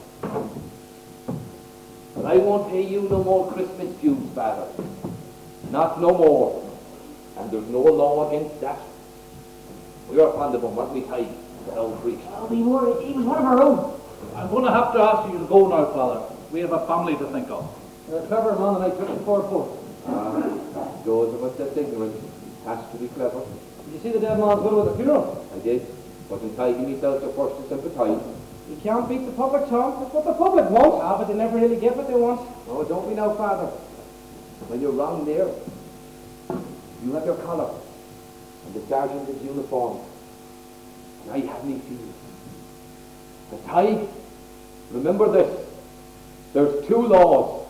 There's one law for them that's priests and doctors and lawmen, but there's no law for us. The man with the law behind them is the law, and it don't change. Never will. Do you ever think of God? Any issue? He's the man I say my prayers to, and I argues with him sometimes. About what? Oh, same as you, Father, because I'm the same type of creature you are. Sergeant asked if he spoke to the widow and he said he did. Did he feel pity for her? Oh, I'm like you, Father. I'm married and I can't support her. You'll hardly throw up that collar there and marry her. When you're gone, Father, to be a canon somewhere, and the sergeant there gets a wallet and oath and is gone to be a superintendent, Tige's children will be milking cows and keeping donkeys away from our ditches. That's what we have to think about. And if there's no grass, that's the end of me and mine. God will ask you questions about this murder one day. Oh, and I'll ask God questions. There's a lot of questions I'll ask God. Why does God put so much misfortune in the world? Why did God make me one way and you another? Let's go far before I throw up. We'll face the dead man's widow someday, we did.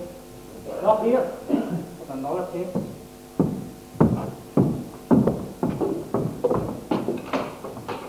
Indeed I won't, Father, because she'll have her own facing to do, and another man by her side. No, I won't face her, because I've seen her. She's a pretty bit. And the grass won't be green over his grave when he'll take another man. A dead man's no good to anybody. That's the way the world. The grass won't be green over his grave when he'll be forgot by all. Forgot by all. Except me.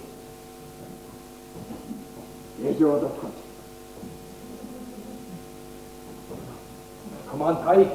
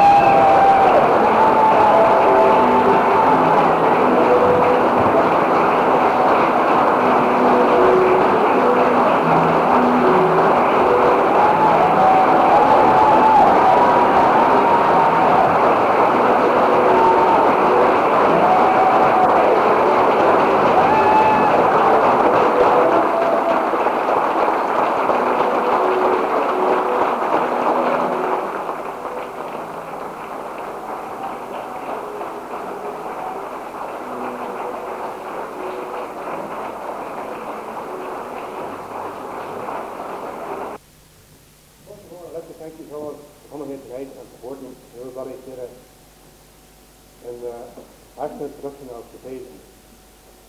They put in a lot of hard work over the last 3 or 4 months. A lot of nights here rehearsing, remembering lines. And just think how hard it is to remember something. They had to remember all these lines and try and make no mistakes. And I think they deserve a big round of applause for their...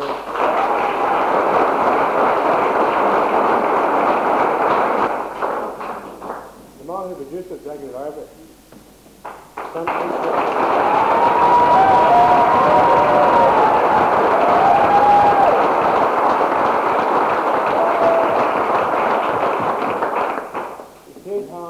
Gregory Lavery for all his work around the stage, all the boys who helped out in the hall, all the sponsors, very few helped for putting the production on. I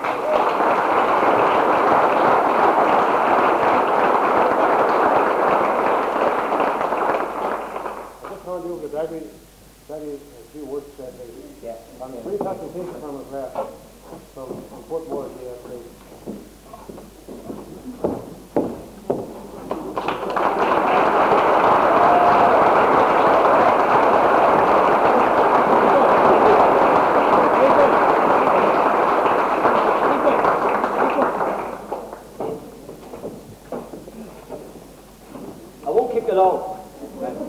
I'm sitting 2 hours through a bad play, I was sitting another half hour through boring speeches, right? So, the man once told me one time, he said a speech is like a woman's skirt. He said it should be short enough just to get your interest, but long enough to cover the subject.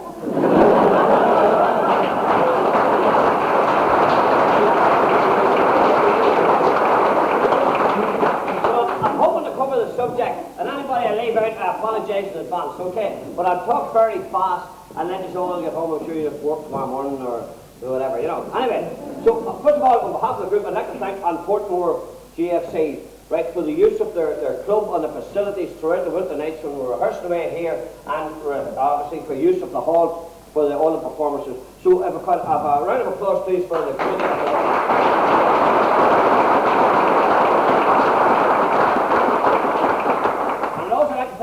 and Portmore Bar and Lounge, Peter Trainer and Mora, for all the help they give us throughout this winter time, and for everything. They've showed us great kindness, and for our main sponsor. And I'd like to say this to all the people on this programme, as you see the sponsors. I would like to ask you to support our sponsors who support us, because we could not exist without them. We need the sponsors, and anybody you see in that programme, we hope you fall in behind and support them. We could not do without them. So a round of applause to all our sponsors.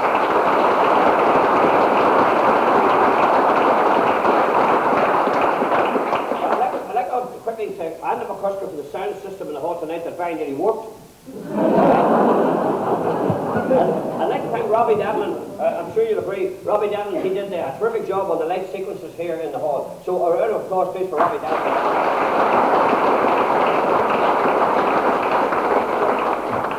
I would like to thank the backstage crew, and I'll call their names out quickly, and anybody I haven't called out, I would like to thank them to come up on the stage and we'll go present for them. So if we can please have Vivian Lavery from backstage, please. Vivian Lavery.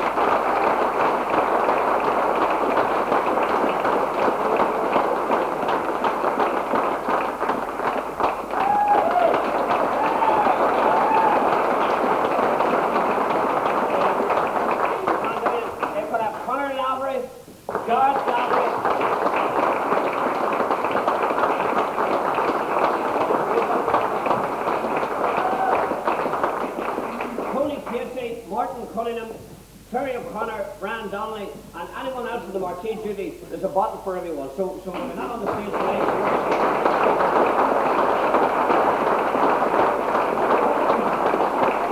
also Neil McLean, there's a bottle for you, Neil, backstage. And this is special. I want to thank the two hairdressers. Brenda Lawhorn, who did the hair every night for the thing, and Lynn Cunningham, who's doing a wee production of her own at the minute.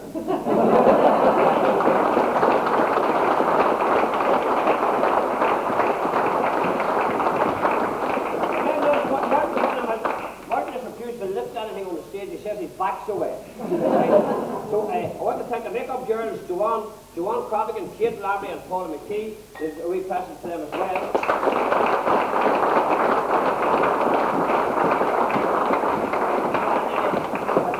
As I mentioned, Deborah Lavery, who's done a thankless task. She was prompter. She's probably done more lines than any of the rest of us. She was our prompter. So Deborah, thank you a million backstage.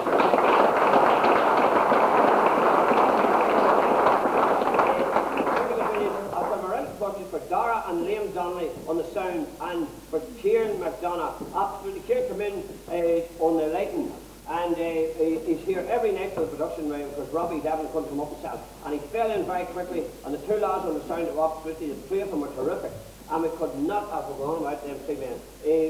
Absolutely terrific job. So a round of applause, please.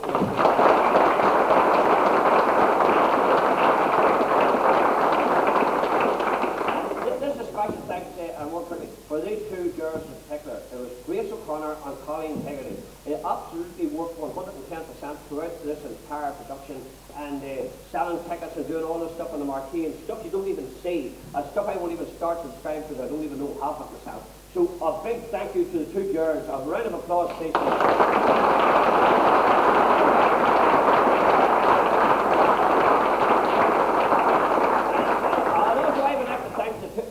Who came on every night and sat in the chapel scene and so forth and come up and give up their time. They're absolutely a thankless task again, as I say. Their names are not on the programme all over the place, and they don't get the applause like the rest of us get. So a big thank you to all the actors that came on here.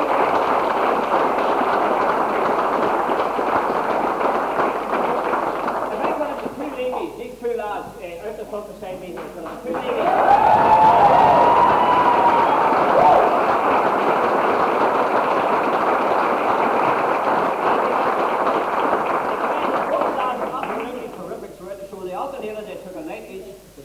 And honest to God, they were brilliant. You could have strapped them to the ceiling by a noose to keep them quiet. But they were brilliant lads. So we'll have a wee present to them. Each to come early, lads, enjoy yourselves, right? So there's an Easter egg.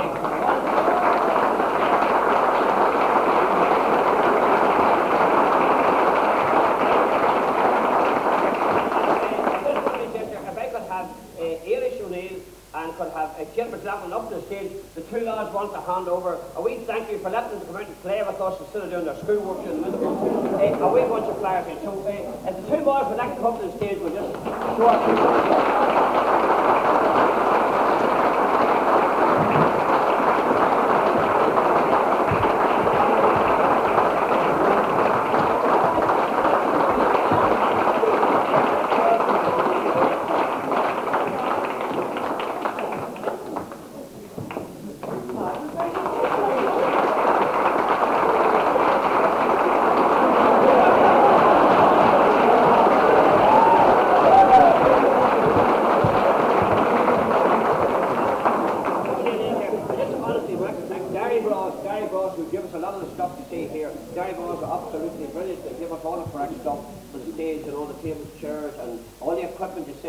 And only the footballers and all the Portmore GFC footballers came in to paint, the help with paint the set and done all the, a lot of the work with the hall and the seat and so forth. And Bamboo Pride for chairs, and Sean Falloon for help with the Bardic Theatre. Anyone I missed, I would like to apologise in advance, but I wrote this down pretty quickly there today. So, and finally, me personally, I thank everyone, but I'd just like to thank the cast. Throughout the winter time, they were absolutely brilliant. They're absolutely brilliant. And I could have done, they were absolutely brilliant. I could have offered an extra cast, but put your hands together.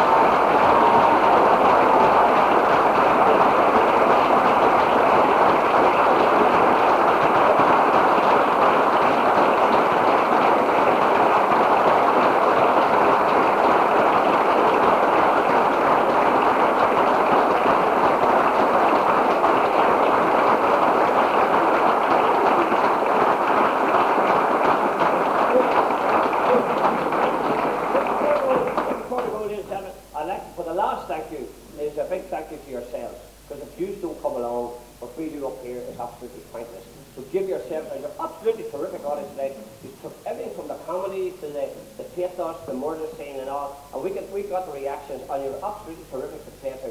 So if we get this back next year, all the better. You know, and tell your friends. So you're absolutely terrific. And thank you all for coming along. And